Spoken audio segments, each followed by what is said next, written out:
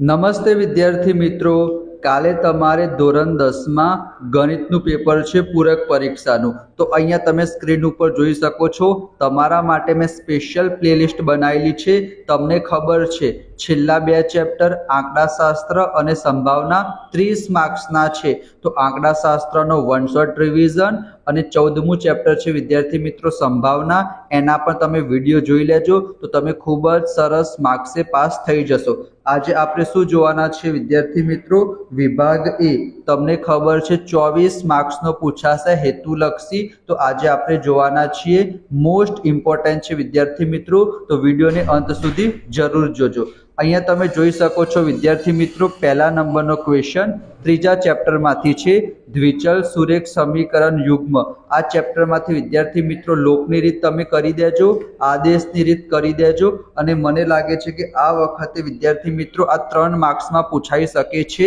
તો તમે આનો સ્ક્રીનશોટ લઈ લેજો.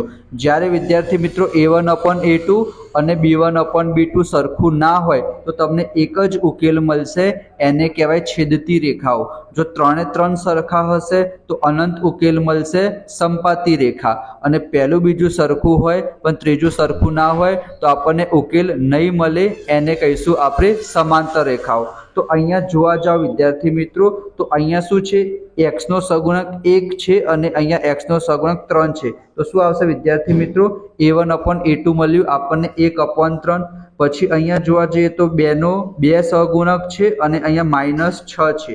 તો -2/6 કરીએ તો જવાબ આવશે -1/3 આવશે. તો અહીંયા વિદ્યાર્થી મિત્રો પહેલું બીજું સરખું નથી. તો અહીંયા તમે જો શું લખ્યું છે, પહેલું બીજું સરખું ના હોય તો તમને એક જ ઉકેલ મળશે. તો એક જ ઉકેલને શું કહેવાય વિદ્યાર્થી મિત્રો? અનન્ય કહેવાય. યાદ રાખજો, અનન્ય એટલે શું થશે? એક અને માત્ર એક જ. અહીંયા તો 1 માર્ક્સમાં પૂછાયું છે પણ તમારી પરીક્ષામાં 3 માર્ક્સમાં પૂછાઈ શકે છે વિદ્યાર્થી મિત્રો. 2 સમીકરણ આપેલા હોય અને કીધું હોય તો તમારે સરસ મજાનું લખી દેવાનું. એના પછી બીજા નંબરનો ક્વેશ્ચન શું છે? વિવેચક એટલે કે ડિસ્ક્રિમિનન્ટ. એ શોધવાનું સૂત્ર શું થશે? b² - 4ac. તો જવાબ શું આવશે વિદ્યાર્થી મિત્રો? બી આવશે. એના પછી લખેલું છે ત્રીજા નંબરનો ક્વેશ્ચન, કોઈ સમાંતર શ્રેણી માટે a10 બરાબર શું થાય? તો સૂત્ર તમને ખબર છે, an બરાબર શું થશે? a + n-1 × d. આ સૂત્ર તમને ખબર જ છે.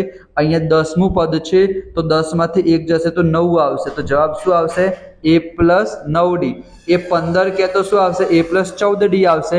એક તમારે શું કરી દેવાના? બાદ કરી દેવાના. પછી ચોથો ક્વેશ્ચન પણ ઇમ્પોર્ટન્ટ છે વિદ્યાર્થી મિત્રો. અહીંયા તમને શું કીધું છે? લંબ અંતર શોધવાનું. તો જ્યારે પણ તમને x અક્ષથી લંબ અંતર કહે તો y આમ લખી દેવાનું, અને y અક્ષથી લંબ અંતર કહે તો x આમ લખી દેવાનું. પણ અહીંયા વિદ્યાર્થી મિત્રો x અક્ષથી લંબ અંતર કીધું છે તો y આમ -4 છે. તો આપણે -4 નહીં લખીએ વિદ્યાર્થી મિત્રો, કારણ કે અંતર હંમેશા કેવું હશે? ધન હશે. તો જવાબ શું આવશે? 4 હશે. તો માઇનસ વાળો ઓપ્શન તો ક્યારેય જવાબ નહીં આવે. બરાબર. ચલો એના પછી અહીંયા વિદ્યાર્થી મિત્રો tan² 60 ની કિંમત આપણે શોધવાની છે. tan 60 ની કિંમત કેટલી થશે? વર્ગમૂળમાં 3 થશે. tan 60 ની કિંમત કેટલી થશે? વર્ગમૂળમાં 3. પણ અહીંયા વિદ્યાર્થી મિત્રો આપણને સ્ક્વેર આપેલો છે તો અહીંયા પણ સ્ક્વેર એટલે કે વર્ગ કરીશું તો વર્ગ અને વર્ગમૂળ કટ થઈ જશે. તો જવાબ કેટલો આવશે? 3 આવશે. 3 નો વર્ગ 9 ના કરી દેતા, અહીંયા વર્ગમૂળમાં 3 છે તો વર્ગ અને વર્ગમૂળ કટ થઈ જશે. તો જવાબ કેટલો આવશે? 3 આવશે વિદ્યાર્થી મિત્રો. એના પછી છઠ્ઠા નંબરનો MCQ પણ મોસ્ટ ઇમ્પોર્ટન્ટ છે. આ સૂત્ર તમને ખબર હશે, ના ખબર તો સ્ક્રીનશોટ લઈ લેજો વિદ્યાર્થી મિત્રો. z = 3m - 2x બાર.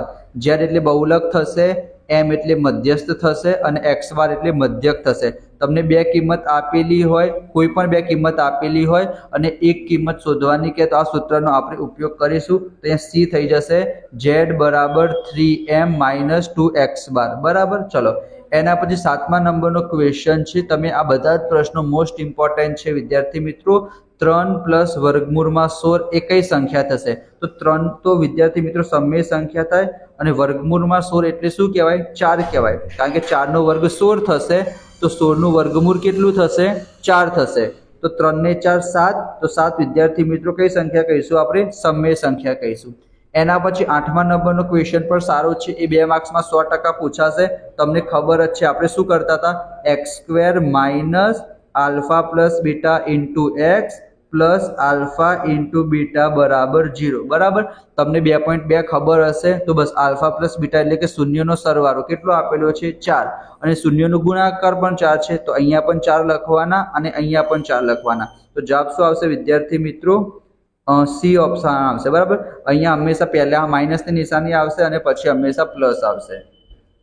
એના પછી કીધું છે કે એ ની કિંમત એ ખૂણાનું માપ છે કે એ બરાબર કેટલા હશે ત્યારે આ વિધાન સત્ય થશે તો જવાબ શું આવશે? 0 આવશે.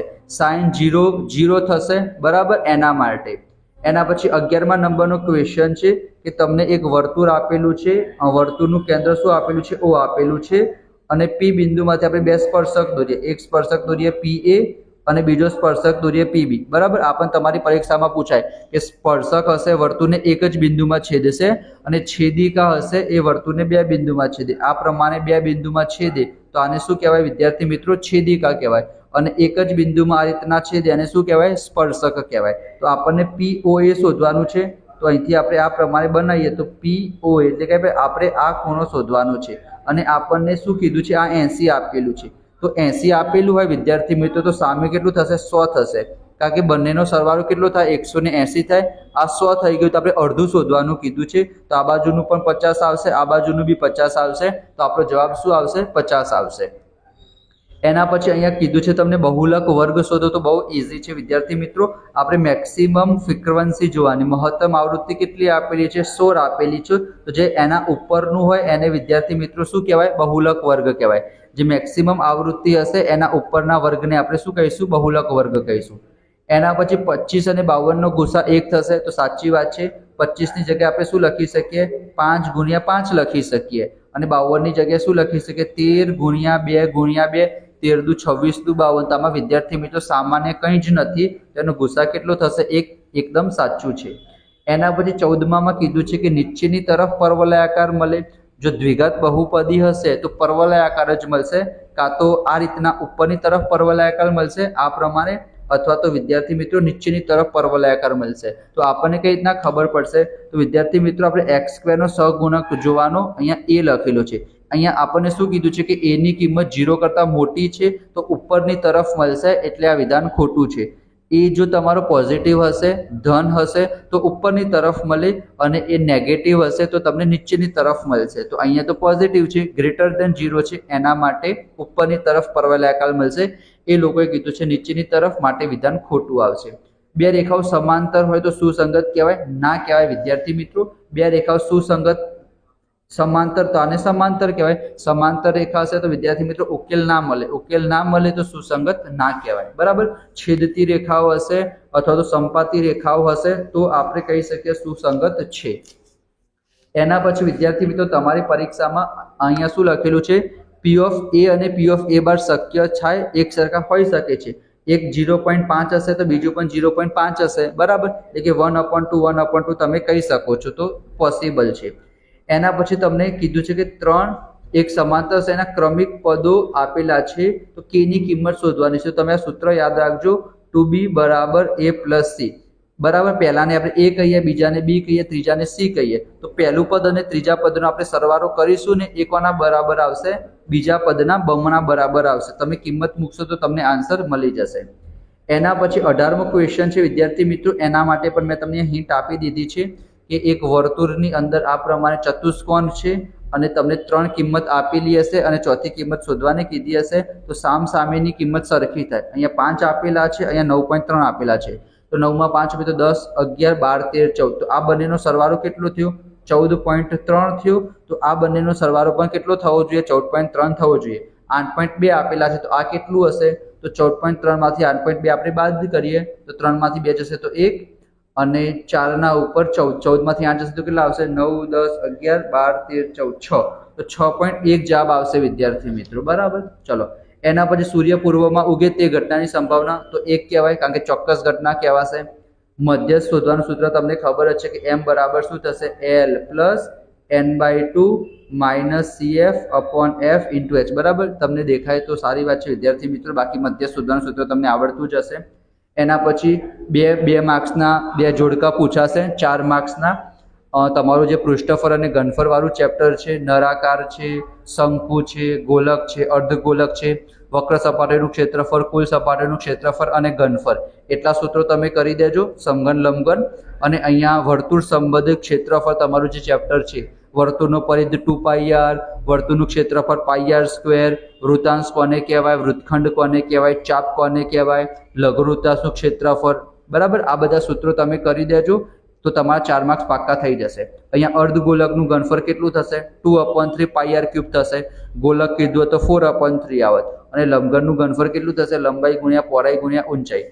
એના પછી શું કીધું છે તમને? એક વર્તુળાકાર પ્રદેશ, 2 ત્રિજ્યાઓ, આ એક ત્રિજ્યા અને આ બીજી ત્રિજ્યા, અને એને અનુરૂપ ચાપ વડે, આને ચાપ કહેવાય. આ ચાપ થઈ ગઈ અને આ 2 ત્રિજ્યા થઈ ગઈ. તો આને આપણે શું કહીશું? આને આપણે કહીશું વિદ્યાર્થી મિત્રો વૃત્તાંશ કહીશું.